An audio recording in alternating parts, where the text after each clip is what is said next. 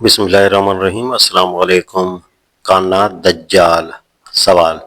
کائنات دجال کے متعلق مشہور ہے کہ وہ کہیں مقید ہے، تو آخر وہ کون سی جگہ ہے؟ آج تو دنیا کا کونا کونا انسان نے چھان مارا ہے، پھر کیوں کائنات دجال کا پتہ نہیں چلتا؟ جواب: یہ کائنات دجال کہ وہ کہیں مقید ہے وغیرہ تو افسانے ہیں جن کی کوئی شرعی حیثیت نہیں ہے۔ ان چیزوں کو تلاش کرنے کی ہمیں کوئی ضرورت بھی نہیں۔ عوام میں اس قسم کی جو باتیں مشہور ہوں ان کی کوئی ذمہ داری اسلام پر نہیں ہے، اور ان میں سے کوئی چیز اگر غلط ثابت ہو جائے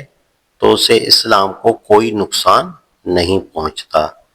ترجمہ القرآن، ستمبر اکتوبر 1945۔ سوال: ترجمہ القرآن میں کسی صاحب نے سوال کیا تھا کہ کائنات دجال کے متعلق مشہور ہے کہ وہ کہیں مقید ہے، تو آخر وہ کون سی جگہ ہے؟ آج دنیا کا کونا کونا انسان نے چھان مارا ہے، پھر کیوں کائنات دجال کا پتہ نہیں چلتا؟ اس کا جواب آپ کی طرف سے یہ دیا گیا ہے کہ کائنات دجال وغیرہ تو افسانے ہیں جن کی کوئی شرعی حیثیت نہیں ہے، لیکن جہاں تک مجھے معلوم ہے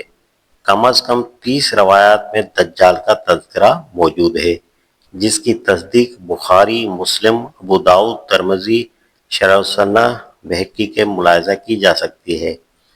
پھر آپ کا جواب کس سند پر مبنی ہے؟ نیز رسائل و مسائل میں آپ نے لکھا ہے کہ یہ کائنات دجال وغیرہ تو افسانے ہیں جن کی کوئی شرعی حیثیت نہیں ہے۔ ان الفاظ سے یہ ظاہر ہوتا ہے کہ آپ سرے سے دجال ہی کی نفی کر رہے ہیں، اگرچہ اسی کتاب کی دوسرے ہی صفحے پر آپ نے توضیح کر دی ہے کہ جس چیز کو آپ نے افسانہ قرار دیا ہے وہ بجائے خود دجال کے ظہور کی خبر نہیں، بلکہ یہ خیال ہے کہ وہ آج کہیں مقید ہے۔ لیکن کیا یہ اچھا نہ ہوگا کہ آپ مقدم الذکر عبارت ہی میں ترمیم کر دیں، کیونکہ اس کے الفاظ ایسے ہیں جن پر لوگوں کو اعتراض کرنے کا موقع مل جاتا ہے؟ جواب: میں نے جس چیز کو افسانہ قرار دیا ہے وہ یہ خیال ہے کہ دجال کہیں مقید ہے۔ باقی رہا یہ امر کہ ایک بڑا فتنہ پرور دجال ظاہر ہونے والا ہے، تو اس کے متعلق احادیث میں جو خبر دی گئی ہے میں اس کا قائل ہوں، اور ہمیشہ اپنی نماز میں وہ دعائے معصورہ پڑھا کرتا ہوں جس میں من جملہ دوسرے تعوذات کے ایک یہ بھی ہے کہ اور میں مسیح دجال کے فتنے سے تیری پناہ مانگتا ہوں۔ دجال کے متعلق جتنی احادیث نبی صلی اللہ علیہ وسلم سے مروی ہیں ان کے مضمون پر مجموعی نظر ڈالنے سے یہ بات صاف ہو جاتی ہے کہ حضور صلی اللہ علیہ وسلم کو اللہ کی طرف سے اس معاملے میں جو علم ملا تھا وہ صرف اس حد تک تھا کہ ایک بڑا دجال ظاہر ہونے والا ہے، اس کی یہ اور یہ صفات ہوں گی اور وہ ان خصوصیات کا حامل ہوگا، لیکن یہ آپ صلی اللہ علیہ وسلم کو نہیں بتایا گیا کہ وہ کب ظاہر ہوگا، کہاں ظاہر ہوگا، اور یہ کہ آیا وہ آپ صلی اللہ علیہ وسلم کے عہد میں ظاہر ہوگا یا آپ صلی اللہ علیہ وسلم کے بعد کسی بعید زمانے میں پیدا ہونے والا ہے۔ ان امور کے متعلق جو مختلف باتیں حضور صلی اللہ علیہ وسلم سے احادیث میں منقول ہیں ان کا اختلاف مضمون خود بھی یہ ظاہر کرتا ہے، اور حضور صلی اللہ علیہ وسلم کے طرز کلام سے بھی یہی مترشح ہوتا ہے کہ وہ آپ صلی اللہ علیہ وسلم نے بربنائے وحی نہیں بلکہ بربنائے ظن و قیاس ارشاد فرمائی ہیں۔ کبھی آپ صلی اللہ علیہ وسلم نے یہ خیال ظاہر فرمایا کہ دجال خراسان سے اٹھے گا، کبھی یہ کہ اصفہان سے، اور کبھی یہ کہ شام و عراق کے درمیانی علاقے سے۔ پھر کبھی آپ صلی اللہ علیہ وسلم نے ابن سیاد نامی اس یہودی بچے پر جو مدینہ میں غالباً 2 یا 3 ہجری میں پیدا ہوا تھا یہ شبہ کیا کہ شاید یہی دجال ہو، اور آخری روایت یہ ہے کہ 9 ہجری میں جب فلسطین کے ایک عیسائی راہب تمیم داری نے آ کر اسلام قبول کیا اور آپ صلی اللہ علیہ وسلم کو یہ قصہ سنایا کہ ایک مرتبہ وہ سمندر میں غالباً بحر روم یا بحر عرب میں سفر کرتے ہوئے ایک غیرآباد جزیرے میں پہنچے، اور وہاں ان کی ملاقات ایک عجیب شخص سے ہوئی اور اس نے انہیں بتایا کہ وہ خود ہی دجال ہے، تو آپ صلی اللہ علیہ وسلم نے ان کے بیان کو بھی غلط باور کرنے کی کوئی وجہ نہیں سمجھی، البتہ اس پر اپنے شک کا اظہار فرمایا کہ اس بیان کی روح سے دجال بحر روم یا بحر عرب میں ہے، مگر میں خیال کرتا ہوں کہ وہ مشرق سے ظاہر ہوگا۔ ان مختلف روایات پر جو شخص بھی مجموعی نظر ڈالے گا وہ اگر علم حدیث اور اصول دین سے کچھ بھی واقف ہو تو اسے یہ سمجھنے میں کوئی زحمت پیش نہ آئے گی کہ اس معاملے میں حضور صلی اللہ علیہ وسلم کے ارشادات دو اجزاء پر مشتمل ہیں۔ جز اول یہ ہے کہ دجال آئے گا، ان صفات کا حامل ہوگا اور یہ فتنے برپا کرے گا۔ یہ بالکل یقینی خبریں ہیں جو آپ صلی اللہ علیہ وسلم نے اللہ کی طرف سے دی ہیں، ان میں کوئی روایت دوسری روایت سے مختلف نہیں ہے۔ جز دوم یہ ہے کہ دجال کب اور کہاں ظاہر ہوگا اور وہ کون شخص ہے۔ اس میں نہ صرف یہ کہ روایات مختلف ہیں بلکہ اکثر روایات میں شک اور شبہ اور گمان پر دلالت کرنے والے الفاظ بھی مروی ہیں۔ مثلا ابن سیاد کے متعلق آپ صلی اللہ علیہ وسلم کا حضرت عمر رضی اللہ عنہ سے یہ فرمانا کہ اگر دجال یہی ہے تو اس کے قتل کرنے والے تم نہیں ہو،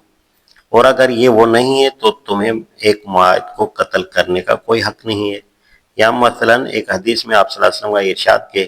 اگر وہ میری زندگی میں آ گیا تو میں حجت سے اس کا مقابلہ کروں گا، ورنہ میرے بعد میرا رب تو ہر مومن کا حامی و ناصر ہے ہی۔ اس دوسرے جز کی دینی اور اصولی حیثیت ظاہر ہے کہ وہ نہیں ہے اور نہیں ہو سکتی جو پہلے جز کی ہے۔ جو شخص اس کی بھی تمام تفصیلات کو اسلامی عقائد میں شمار کرتا ہے وہ غلطی کرتا ہے، بلکہ اس کے ہر حصے کی صحت کا دعویٰ کرنا بھی درست نہیں ہے۔ ابن سیاد پر آپ صلی اللہ علیہ وسلم کو شبہ ہوا تھا کہ یہی وہی دجال ہو، اور حضرت عمر رضی اللہ عنہ نے تو اس کو بھی قتل کرنے کی قسم کھا لی تھی کہ یہی دجال ہے، مگر بعد میں وہ مسلمان ہوا، حرمین میں رہا، حالت اسلام میں مرا اور اس کی نماز جنازہ مسلمانوں نے پڑھی۔ اب اس کی کیا گنجائش باقی رہ گئی کہ آج تک ابن سیاد پر دجال ہونے کا شبہ کیا جاتا رہے۔ تمیم داری کے بیان کو حضور صلی اللہ علیہ وسلم نے اس وقت تقریباً صحیح سمجھا تھا، مگر کیا 1350 برس تک بھی اس شخص کا ظاہر نہ ہونا جسے حضرت تمیم نے جزیرے میں محبوس دیکھا تھا یہ ثابت کرنے کے لیے کافی نہیں ہے کہ اس نے اپنے دجال ہونے کی جو خبر حضرت تمیم کو دی تھی وہ صحیح نہ تھی۔ حضور صلی اللہ علیہ وسلم کو اپنے زمانے میں یہ اندیشہ تھا کہ شاید دجال آپ صلی اللہ علیہ وسلم کے عہد ہی میں ظاہر ہو جائے یا آپ صلی اللہ علیہ وسلم کے بعد کسی قریبی زمانے میں ظاہر ہو۔ لیکن کیا یہ واقعہ نہیں ہے کہ 1350 برس گزر چکے ہیں اور ابھی تک دجال نہیں آیا ہے؟ اب ان چیزوں کو اس طرح نقل و روایت کیے جانا کہ گویا یہ بھی اسلامی عقائد ہیں، نہ تو اسلام کی صحیح نمائندگی ہے اور نہ اسے حدیثی کا صحیح فہم کہا جا سکتا ہے۔ جیسا کہ میں عرض کر چکا ہوں، اس قسم کے معاملات میں اگر کوئی بات نبی کے قیاس یا گمان یا اندیشے کے مطابق ظاہر نہ ہو تو یہ اس کے منصب نبوت میں ہرگز قاطع نہیں ہے، نہ اس سے عصمت انبیاء کے عقیدے پر کوئی حرف آتا ہے، اور نہ ایسی چیزوں پر ایمان لانے کے لیے شریعت نے ہم کو مکلف کیا ہے۔ اس اصولی حقیقت کو تعبیر نحل والی حدیث میں نبی صلی اللہ علیہ وسلم خود واضح فرما چکے ہیں۔ ترجمہ القرآن فروری 1946۔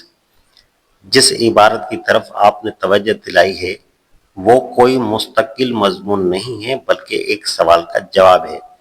اور ہر صاحب عقل آدمی جانتا ہے کہ جب کوئی بات کسی سوال کے جواب میں کہی جائے تو سوال سے قطع نظر کر کے محض جواب سے ایک مطلب نکال لینا صحیح نہیں ہے۔ سائل کا سوال یہ تھا کہ کائنات دجال کے متعلق مشہور ہے کہ وہ کہیں مقید ہے، تو آخر وہ کون سی جگہ ہے؟ آج تو دنیا کا کونا کونا انسان نے چھان مارا ہے، پھر کیوں کائنات دجال کا پتہ نہیں چلتا؟ اس کے جواب میں جو کچھ میں نے لکھا اس کا تعلق لازماً اس بات سے تھا جو سوال میں پیش کی گئی تھی، یعنی یہ کہ دجال آج کہیں مقید ہے، اور بعد میں دوسرے ہی صفحے پر خود میں نے اپنی مراد کی صراحت بھی کر دی تھی۔ مگر اس پر بھی آپ دیکھ رہے ہیں کہ جن لوگوں کو فتنہ پردازی پر اصرار ہے وہ خدا کے خوف اور خلق کی شرم سے بے نیاز ہو کر اس عبارت کو غلط معنی پہنائے چلے جا رہے ہیں۔ اب کیا آپ یہ توقع رکھتے ہیں کہ آج میں اس عبارت میں ترمیم کر دوں تو یہ لوگ اپنی اس روش سے باز آ جائیں گے؟ آپ کے مشورے کی میں قدر کرتا ہوں اور آپ کو یقین دلاتا ہوں کہ رسائل و مسائل کے آئندہ ایڈیشن میں یہ عبارت بدل دی جائے گی، لیکن میں جانتا ہوں کہ مریض القلب لوگ اس ترمیم کا کوئی نوٹس نہ لیں گے اور سابق عبارت ہی سے مطلب مراری کرتے رہیں گے۔ ترجمہ القرآن نومبر 1955۔ محترم ناظرین، ویڈیو پسند آئی ہو تو لائک کیجئے، شیئر کیجئے اور چینل کو سبسکرائب ضرور کیجئے گا۔ جزاک اللہ خیر۔